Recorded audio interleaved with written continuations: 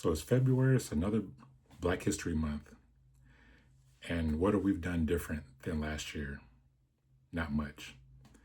Just more memes, more videos, more clips that are circulating around social media. But what has that done to help Black people? A lot of people are upset that Black history and all the other different cultural celebrations have been removed from the government and all that kind of stuff. But I'm okay with that. And I'm okay with that because a lot of people feel that, when they learn something new about Black history or a different other type of history, they're like, oh, nobody ever told me about that in school. They left us out in school. If you were to sit down and make a curriculum in just the last 250 years of American history and just go over the last 250 years and cover every significant event for every significant, every significant event that happened with every culture, that curriculum, that syllabus or whatever, it would take a long time to create, and it would also take a long time to implement. You probably wouldn't be able to get through that within a school year. So God forbid you take some time out of your schedule and learn about your history so that you can learn for yourself, and that way you can pass it on to other people, to your children, to your family, to your friends. And we'll talk more about that later because I got something I want to talk about for that later.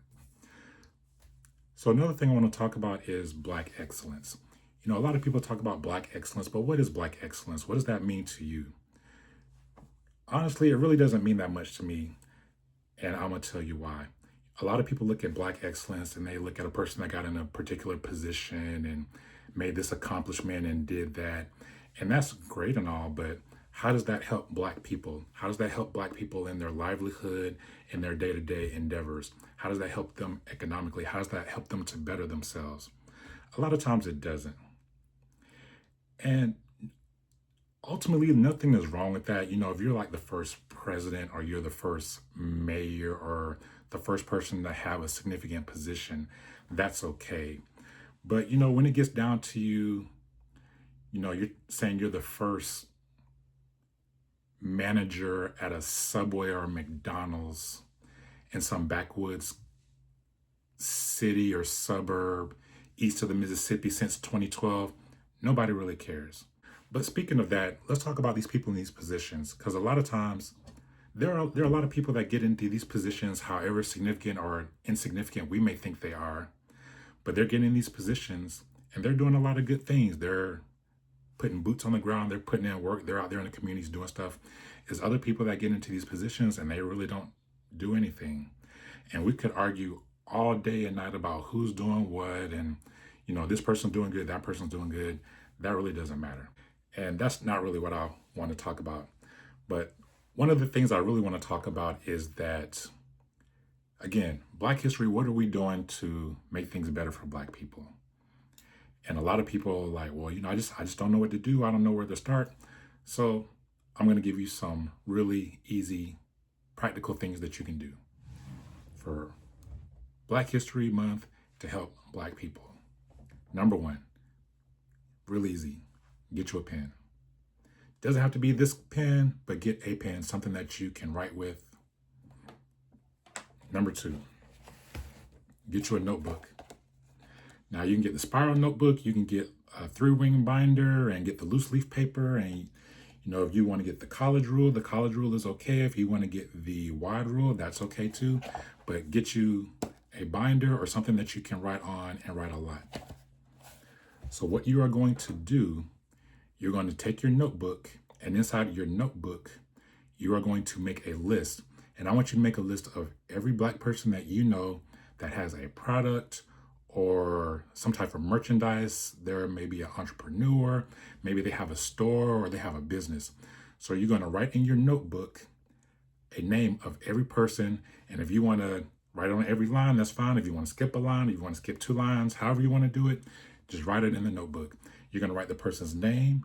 You're going to write the product that they have, whether it's a candle, whether it's a book, a CD, whatever it is. Maybe they have a store. You're going to write their name, their product, the location, or their phone number or their email address. All right, so you're going to write that in the line. And then next to that, you're going to write two other things. Okay. So once you make your list of the person, the product, and how to get in touch with them, you're going to do two other things. Number one, next to their name on the far side in the column, you are going to give them a number value 1, 2, 3, 4, 5. This is the number value system that I use when I do food, music, movies, whatever. Number one. Number one means it's trash. I never want to go there again. I never want to buy their product again. It was horrendous. It was just terrible. And I never want to deal with them again. You're going to give them a number one. Number two. Number two, you tried the product and, just really wasn't your thing. Other people might like it, but for you, just didn't fit your taste, your expectations. So you're going to give them a number two. Number three is if you like the product and it was decent, but it may not be your first choice. You had like a last resort, or if it just came down to whatever, then you would choose it. Number four, if you really liked it and you're like, okay, I definitely would go there again and purchase something, or I definitely will read this book again, or I'll listen to this again, you can give it a number four. Number five, it's the best thing ever. You can't wait till you try it again. Can't wait till you go back to the store again. You can't wait till you read the book again or get another order. It's like it's in your rotation now. This is like your new favorite or one of your new favorites. All right, so you're going to give that product a number value 1, 2, 3, 4, 5. And then on the other side of it, I'll talk about that in a minute. All right, so the next thing I want you to do after you've made your list, before you give it the number value and before you give it the other value, which I'm going to talk about in a minute, you are going to, based on your situation and what you can tolerate, what your financial toleration is, you are going to give it a frequency. And what I mean by frequency is, let's say your frequency is once a month, let's say it's once a week, let's say it's once every 2 months. Whatever your frequency that fits your situation, you're going to write that at the top, okay? And what I want you to do, let's say your frequency is once a month. Once a month, you're going to go on this list, you're going to find somebody on the list, and you are going to support them. When you support them, you are going to pay full price for their product. Don't try to ask for no discount or why is that so expensive? Just pay full price, right? They're starting a business. They have a business or they've been in business for a while. And a lot of businesses aren't Walmart, so they can't buy in bulk and pass the savings on you. So you might have to pay full price, but that's okay. You're going to pay full price for the product and you're going to use the product. And then once you use the product, then you're going to give it the number value that I just talked about. Not only that, but you are also going to talk to them, have a conversation with them, ask them what they are doing with their money. So I know people got bills to pay and you want to make a little bit of profit, but once all that's done, what are they doing to, put back into the Black community? How are they spending the dollars? Are they, donating to any particular programs? Are they starting anything? What are they doing to help the Black community? And that's what I want you to do in the last column. If they're doing something good, I want you to give them an up arrow. If they're doing something bad, I want you to give them a down arrow. If they're still trying to figure it out and, do something, just give them a side arrow, okay? So you're going to use on that, in the notebook, you're going to make a list and you're going to have columns, and that's going to be on all your columns. And again, whatever your frequency is, you are going to use a different product from a different person within that frequency, okay? And that is how you can help in the Black community. Not only that, but some other things that you can do. When you go to these businesses and you talk to these people and use these products, be courteous. Don't go in there acting a fool. Don't go in there acting crazy. Patronize their business, give them some business, use the product. And then if you like the product, go and let other people know. Or let's say you make a list and you run out of people on your list and you can't think of anybody else. Go find other people and maybe they have a list and you can compare lists with them.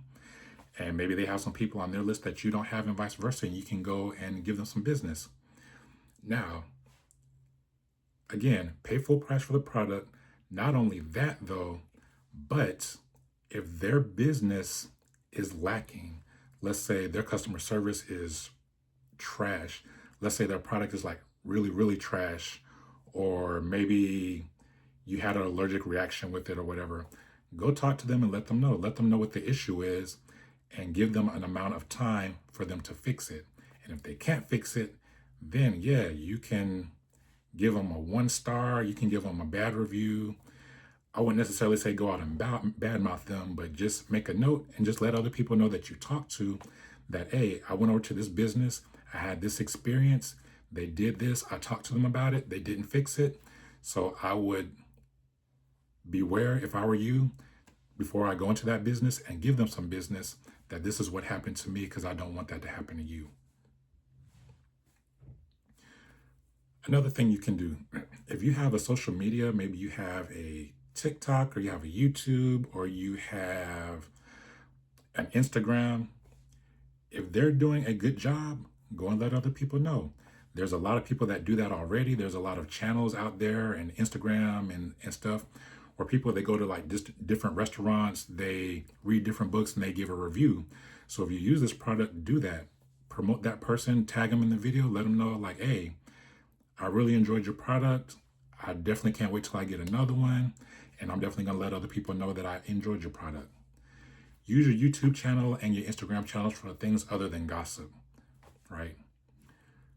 Now, every now and then, it is warranted. There's case-by-case situations where you might have to put somebody on blast that really deserves it.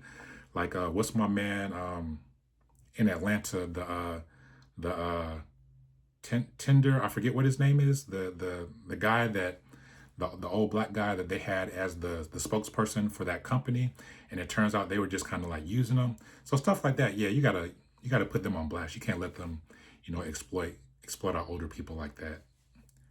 So some cases like that, yeah, you gotta put people's business out there, and even if they're not doing when they're not doing the right thing. So that's how you can support Black people and Black businesses. Okay, that is how you do that. Something else I want to talk about when we're talking about history. Again, history is so complex, it's compound. There's so many different things that happened. You really can't cover everything that happened within a certain amount of time and cover every little thing, every little detail. So what I would advise everybody, what I would recommend everybody, you don't have to go outside of your family to get a lot of that history. A lot of that history is within your family. Go talk to your parents, go talk to your grandparents. If you have great grandparents, if you have great aunts, great uncles, whoever, go talk to these people that have been around for some years and have seen some things. Like me, myself, I'm Generation X. I'm at the tail end of Generation X. So I was around for like the Challenger explosion, then, COVID, the financial crisis. When the Martin Luther King Jr. holiday first became a public holiday, I was in school for that. So there's some history that I saw that I got to experience firsthand. You have generations of people that are alive right now that were not alive during 9/11, that were not alive when COVID happened. So they're not going to have anything to talk about for that except for what they read in history books. And so as we talked about before, when you're relying on the government to teach you everything and do everything for you, they may not get everything. So to fill in that gap or to tell the correct history, because they say, the victor is the person that writes the history. And basically everybody's going to have their own bias when it comes to writing history, and they talk about history. So use this time and this opportunity to tell the history that that you've experienced from your perspective.